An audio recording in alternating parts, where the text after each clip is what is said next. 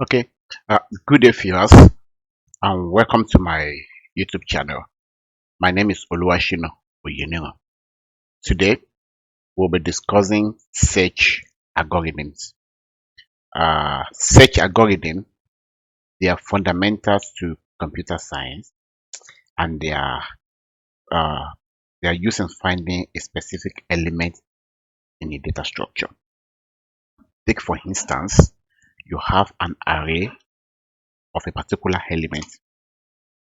Let's say element C, element A, B, C, D, and you are looking for element B. So how do you search the array and find the particular element you are looking for? That is the purpose of search algorithm. So there are various types of search algorithm, but in this current video, we'll be talking about linear search algorithm. So linear search is a very simple algorithm, and the method is this. If you have an array of elements, let's say 5 elements, and you are looking for element number 3. So what the linear search is going to do is that it's going to pick the first element and compare it to what you are looking for. Is this what you are looking for? No. Is drop it, move to the next one, compare. Yes. Is it? No, it is not. Drop it, move to the next one until it gets to the right element. Then it will return the index of that particular element. However, if there is no match, then it's going to return uh, empty index, indicating that there is no match. So, take for instance, you have arrays of toys. You have toys, but your favorite toy you are looking for is a car toy. So, okay, let me show you this example. I have a snippet here. So, now look at this snippet. I have an array of toys, but what I'm looking for is my favorite toys. So it's going to look into that array one after the other and find my favorite toy. So I'm going to run this code. Then let's declare the array and let's use search. Now, if you look at this code, I have array of toys, which is the bear, ball, doll, and car. But the favorite toy I'm looking for is car. So what linear search is going to do in this regard is to compare the first element with what I'm looking for.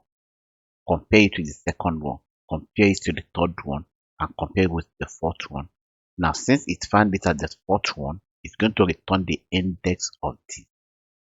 Let's run this code. You see, uh, found the toy at position 3. Now, if you watch my previous video where I'm discussing the concept of indexing, I told you that the first item in an array is at index 0. The next one is index 1, 2, and 3. And that is why it returned index 3. I'm going to show you another example. Let's take for instance, you have an array of figures and you are looking for a particular figures. So the only difference is that instead of me declaring toys here, I'm going to be declaring figures and I'll be showing looking for my particular figures. So let's do it this way.